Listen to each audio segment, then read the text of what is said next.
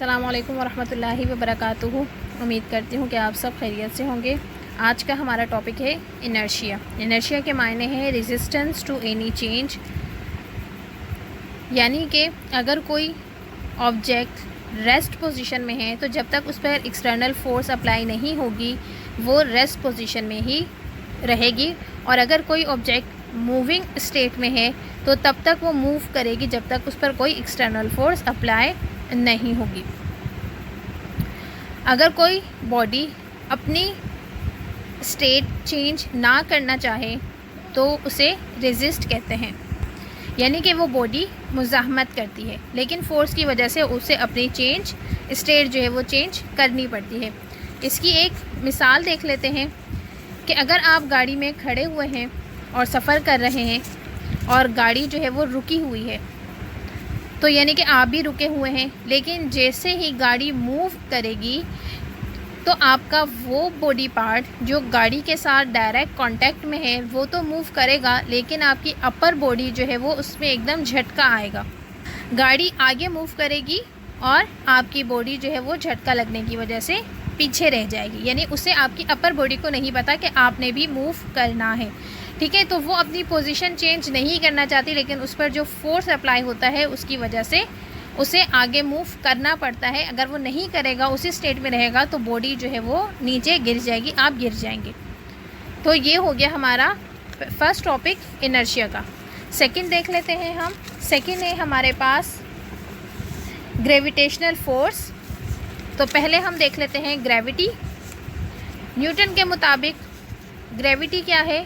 वो फोर्स है जो ज़मीन लगाती है ऑब्जेक्ट को अपनी तरफ खींचने के लिए।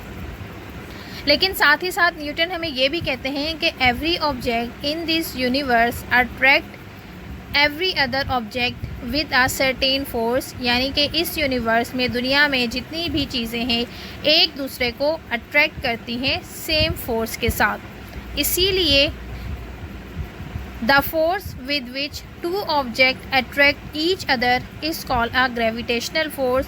जब दो ऑब्जेक्ट एक दूसरे को सेम फोर्स के साथ अट्रैक्ट करते हैं तो उसे ग्रेविटेशनल फोर्स कहते हैं। यहाँ तक अगर आपको बात समझ में आ गई तो मूव करते हैं नेक्स्ट टॉपिक पर, और नेक्स्ट टॉपिक है हमारा mass. Mass of a body is the quantity of matter और मटेरियल कंटेन इट, यानी एक ऑब्जेक्ट जिस भी चीज़ का बना हो तो उस चीज़ की जो क्वांटिटी होगी वही उस ऑब्जेक्ट का मास कहलाएगी। और मास को हम शो करते हैं, इसका जो एसआई यूनिट है वो है केजी। यानी कि अगर हम बात कर लेते हैं ह्यूमन बॉडी की, तो ह्यूमन बॉडी का मास जो है वो किस चीज़ से मिलकर बनेगा? ह्यूमन बॉडी किस चीज़ से मिलकर बनी है? इसमें स्केलेटन यानी कि हड्डियां हैं डिफरेंट साइज़ की, डिफरेंट वेट की, इसमें गोश्त है, इसमें ब्लड है, इसमें ऑर्गन है। तो ये सारी चीज़ें, जिस चीज़ों से हमारी बॉडी बनी है, ये सारी चीज़ें जिस जिस क्वांटिटी में है वो सारी मिलकर जो है वो हमारी बॉडी का मास कहलाएगी। नेक्स्ट टॉपिक है हमारा weight. The weight of a body is the force with which it is attract toward the centre of the earth, यानी कि ये वो फोर्स है जो अर्थ हम पर लगाती है अपनी तरफ खींचने के लिए। वेट और मास, बच्चे जो है वो इसमें कंफ्यूज हो जाते हैं कि वेट भी वज़न को कहते हैं, मास भी वज़न को। तो आप लोग ये चीज़ में जो है वो डिफ्रेंशिएट कर लें कि मास जो है वो बॉडी का, यानी कि जिस चीज़ से मास बॉडी बनी है, कोई भी ऑब्जेक्ट बना है, यानी कि अगर कोई बॉल है तो उस बॉल में जितना मटेरियल यूज़ हुआ है तो वो उसका मास होगा। और वेट क्या होगा? वो फोर्स होगी जो ज़मीन उसे अपनी तरफ खींचने के लिए अप्लाई करती है, वो उसका वेट होगा। नेक्स्ट टॉपिक है हमारे पास effect of force on the motion of an object, यानी कि फोर्स का अफेक्ट क्या पड़ता है? आप पुश और pull on an object is called a force. तो फोर्स क्या है कि अगर हम किसी ऑब्जेक्ट को पुश करेंगे या पुल करेंगे तो वो क्या कहलाएगी? फोर्स कहलाएगी। Force change the state of motion of an object. जब भी फोर्स अप्लाई होगी तो उससे क्या होगा? ऑब्जेक्ट का मोशन जो है वो चेंज हो जाएगा, यानी कि अगर कोई चीज़ डाउनवर्ड की तरफ मूव कर रही है, हम उस पर किक लगाएंगे उसे अपवर्ड की तरफ, तो वो उस मोशन जो है वो चेंज हो जाएगा, उसकी डायरेक्शन चेंज हो जाएगी। Force move the object at rest. Force जो है वो रेस्ट से मूव की तरफ ऑब्जेक्ट को चेंज कर लेते हैं। यानी कि अगर कोई ऑब्जेक्ट रेस्ट पोजीशन में है, हम उस पर फोर्स अप्लाई करेंगे तो वो मूव की तरफ चली जाएगी। इट इंक्रीज और decrease the speed of an object. अगर हम किसी चीज़ पर, किसी ऑब्जेक्ट पर फोर्स अप्लाई करेंगे तो उसकी जो स्पीड है उसमें भी कम या ज़्यादा वो स्पीड हो जाएगी। अगर वो हल्का है उस पर हम फोर्स लगाएंगे वो तेज़ हो जाएगी। अगर वो चीज़ तेज़ मूव कर रही है उस पर हम फोर्स लगाएंगे तो वो स्लो हो जाएगी। It also change the direction of motion of an object, और ये जो है वो डायरेक्शन भी चेंज कर देती है। It stop a moving object, ये किसी भी मूव करती ऑब्जेक्ट को स्टॉप भी कर देती है। Force change the shape and size of an object. Force लगाने से शेप और साइज़ दोनों में फ़र्क आ सकता है। यानी कि अगर प्लास्टिक हमारे पास कोई रबर बैंड है, उस पर हम फोर्स अप्लाई करेंगे तो वो स्ट्रेच होकर जो है वो लंबी हो जाएगी। अगर हमारे पास प्लास्टिक की कोई खाली बोतल है, उस पर हम फोर्स अप्लाई करेंगे तो वो क्या हो जाएगी, पिचक जाएगी। यानी कि उसमें से सारी हवा बाहर चली जाएगी और वो उसका साइज़ जो है वो चेंज हो जाएगा और उसकी शेप भी चेंज हो जाएगी। जब हम फोर्स अप्लाई करते हैं तो दो बातें हमें जो है वो जहन में रखनी चाहिए। Force in the same direction combined by addition. अगर यानी कि सेम डायरेक्शन की तरफ फोर्स अप्लाई कर रहे हैं तो उसमें क्या हो जाएगा, एडिशन हो जाएगा और मूव ज़्यादा जो है वो मूव करेगी ऑब्जेक्ट। अगर फोर्स जो है वो ऑपोजिट डायरेक्शन में हम फोर्स अप्लाई करेंगे तो उसका जो अफेक्ट है फोर्स का वो सब्ट्रैक्शन यानी कि माइनस में चला जाएगा। ठीक है बच्चों। फ्रिक्शन, दुनिया में कोई भी ऐसी चीज़ मौजूद नहीं है जो जिसकी सरफेस जो है वो कम्प्लीटली स्मूथ हो। वो चीज़ें जो हाईली पॉलिश्ड होती हैं और दिखने में जिनकी सरफेस जो है वो बिल्कुल स्मूथ नज़र आ रही होती है, जब हम उन्हें माइक्रोस्कोप से देखते हैं तो हमें जो है वो उनके रफ़ एजेस नज़र आते हैं। यही रफ़ एजेस जब आपस में रब होते हैं तो वहाँ पर एक फ़ोर्स पैदा होती है जिसे हम फ्रिक्शन कहते हैं। Friction is the force that is produced when to surfaces रब अगेंस्ट ईच अदर। फ्रिक्शन जो है वो एक फ़ोर्स है और ये पैदा होती है दो सरफेसेस के आपस में रब होने से। फ्रिक्शन जो है वो सरफेसेस को स्लाइड नहीं होने देती एक दूसरे पर, उन्हें स्टॉप करने की कोशिश करती है। कुछ स्मूथ सरफेसेस होती हैं जैसे आइस है, ग्लास वगैरह हैं, इनमें जो है वो फोर्स ऑफ फ्रिक्शन कम होती है। और जो रफ़ सरफेसेस होती हैं जैसे वुड, रबर और सैंड पेपर वगैरह हैं, इनमें जो है वो फोर्स ऑफ फ्रिक्शन ज़्यादा होती है। हाथों को रब करते हैं एक दूसरे के साथ तो वहाँ फ्रिक्शन होती है। जब आप वॉक करते हैं ग्राउंड पर तो आपके शूज़ और ग्राउंड के दरमियान में भी फ्रिक्शन होती है। इसी तरह जब हम पेंसिल से लिखते हैं तो फ्रिक्शन की वजह से ही जो मिलियंस ऑफ कार्बन एटम हैं वो पेंसिल की एंड से जो है वो रब होना शुरू हो जाते हैं और फिर वो जो है पेपर पर ब्लैक मार्क छोड़ देते हैं। Friction helps in all kinds of motion. Friction जो है वो हमें ऑल काइंड्स ऑफ मोशन में हेल्प करती है, जैसे वॉकिंग है, राइटिंग है, क्लाइंबिंग है। इसके अलावा जो है वो ये व्हीकल्स को रोड्स पर मूव करने में भी हेल्प करती हैं और ये टायर्स को जो है वो सरफेस पर ग्रिप करने में भी हेल्प करती है। दिस फ्रिक्शन की वजह क्या है? सरफेसेस पर जो टाइनी बम्प्स होते हैं या जो उभार होते हैं, जब वो दूसरी ऐसी सरफेस के साथ कांटेक्ट करते हैं तो एक दूसरे के साथ स्टिक हो जाते हैं और फिर रब होने की वजह से वहाँ पर फ्रिक्शन या रगड़ पैदा होती है। फ्लूइड फ्रिक्शन, क्या आप कभी बोट पर बैठे हैं या आपने बोट को देखा है? आपने ज़रूर नोटिस किया होगा कि बोट को फॉरवर्ड मूव करने के लिए किसी को लगातार रॉ करना पड़ता है। अगर बोट को रॉ करना स्टॉप कर दें तो वो कुछ ही टाइम में फॉरवर्ड मूव करना बंद कर देगी। अब एयरप्लेन्स के केस में भी बिल्कुल सिमिलर चीज़ होती है। अगर इंजन बंद हो जाए तो एयरप्लेन्स फॉरवर्ड मूव नहीं कर पाएगा, ये नीचे गिर जाएगा और क्रैश हो सकता है। इन दोनों केसेस में अगर बोट और प्लेन्स को फॉरवर्ड मूव करने वाला फोर्स रिमूव हो जाए तो मोशन जो है वो स्टॉप हो जाएगी, बट ये किसी और चीज़ के कांटेक्ट में नहीं है। तो मोशन को स्टॉप करने के लिए फोर्स कौन अप्लाई कर रहा है यहाँ? एयरप्लेन्स और बोट के केस में वाटर और एयर फ्रिक्शनल फोर्स अप्लाई कर रहे हैं। हम लिक्विड और गैसेस को फ्लूइड्स भी कहते हैं, तो हम ये कह सकते हैं कि ये फ्लूइड्स यहाँ फ्रिक्शनल फोर्स अप्लाई कर रहे हैं। किसी फ्लूइड मीडियम की वजह से अप्लाइड फ्रिक्शनल फोर्स के लिए एक स्पेशल नाम है जिसे ड्रैग और फ्रैक्शनल ड्रैग भी कहते हैं।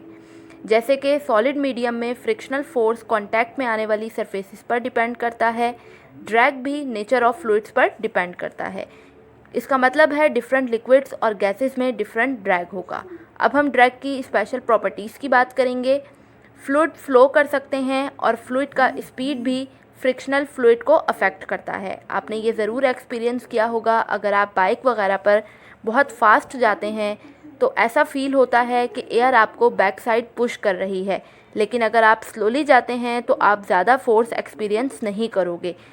इसलिए ऐसा होता है क्योंकि जब आप हाई स्पीड के साथ एयर में मूव करते हैं तो ये आप पर हाई एयर ड्रैग एक्सर्ट करती है, और जब आप लेस स्पीड से मूव करते हैं तो ये आप पर लेस एयर ड्रैग एक्सर्ट करती है। आपको बुक के पेज नंबर 67 पर भी एग्जांपल दी गई है कि स्विमर्स जो हैं वो लेस ड्रैग को एक्सपीरियंस करते हैं वाटर में स्विम करते हुए, और साइकिलिस्ट जो हैं वो रिड्यूस करते हैं ड्रैग को by bending forwards and wearing a pointed helmet. इसके अलावा ड्यूरिंग अ फ्री फॉल के दौरान भी क्या होता है कि जो स्काई डाइवर है उसे ऐसा फील हो रहा होता है कि कोई उसको फोर्स जो है वो नीचे की तरफ को पुल कर रही है, तेज़ी के साथ जो है वो नीचे की तरफ को खींच रही है, वो ग्रेविटेशनल फोर्स होती है।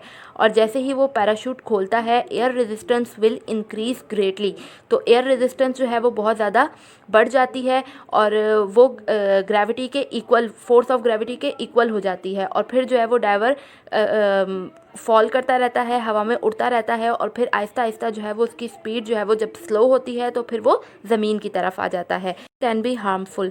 अ lot of energy is needed to overcome the force of friction जो है वो हीट को प्रोड्यूस करती है, और इसकी वजह से जो है वो बहुत एनर्जी भी बहुत ज़्यादा जो है वो वेस्ट होती है। जो मशीन के मूविंग पार्ट्स होते हैं वो आपस में रब होकर जो है वो ख़त्म हो जाते हैं। फ्रिक्शन को हम किस तरह रिड्यूस कर सकते हैं, कम कर सकते हैं, जैसे ऑयल और ग्रीस वगैरह है, अगर हम मशीन में ये यूज़ करेंगे तो इसकी वजह से भी जो है वो फ्रिक्शन रिड्यूस होगी, क्योंकि जो मूविंग पार्ट्स होंगे उनके दरमियान में जो है वो इसकी एक थिन लेयर बन जाएगी जो इन्हें रब होने से बचाएगी। इसके अलावा बॉल बेयरिंग जो हैं वो ये भी फ्रिक्शन को रिड्यूस करने में हेल्प करते हैं। ये जो है वो रोल होते रहेंगे सरफेसेस पर और उन्हें रब नहीं होने देंगे।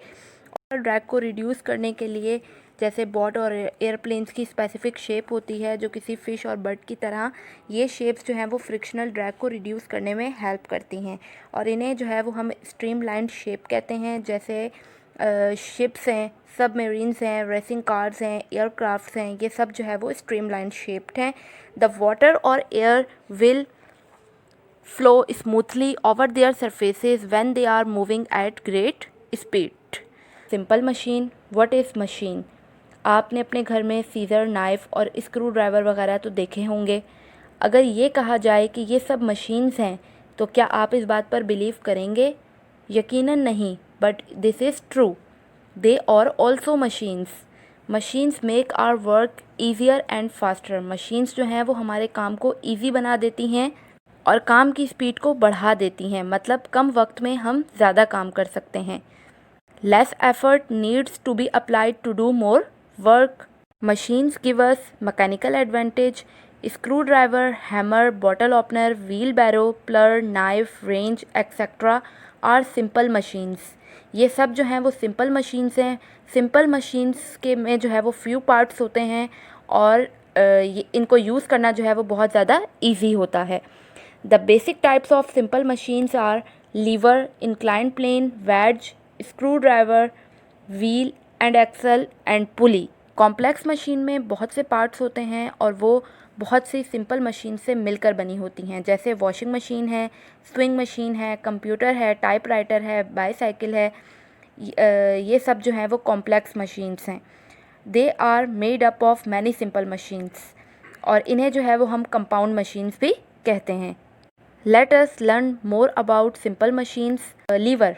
सपोज़ करें कि आपकी मदर आपसे किसी टिन के लिड को रिमूव करने का कहती हैं जो टाइटली क्लोज्ड है, तो क्या आप हैंड से उसे इजीली रिमूव कर लेंगे?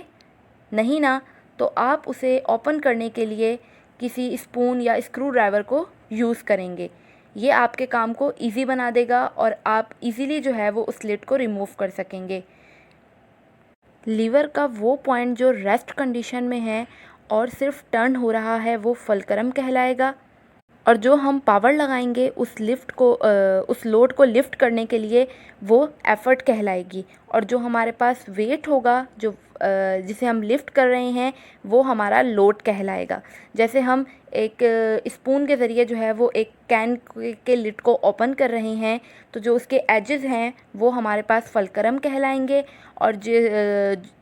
और स्पून के हैंडल को जो हम पुश कर रहे हैं वो हम एफ़र्ट अप्लाई कर रहे हैं, और जो हमारे पास जिसे हम खोलने की कोशिश कर रहे हैं वो हमारे पास वेट है जो वो हमारा लोड कहलाएगा। Now types of liver.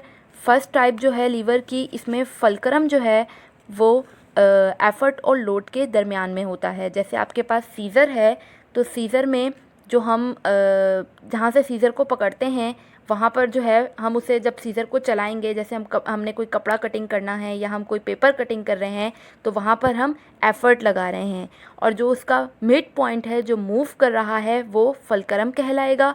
और जहाँ पर हम वेट रखेंगे, जहाँ से जो है वो हम वेट को कटिंग करेंगे, वो चीज़ हमारे पास लोड कहलाएगी।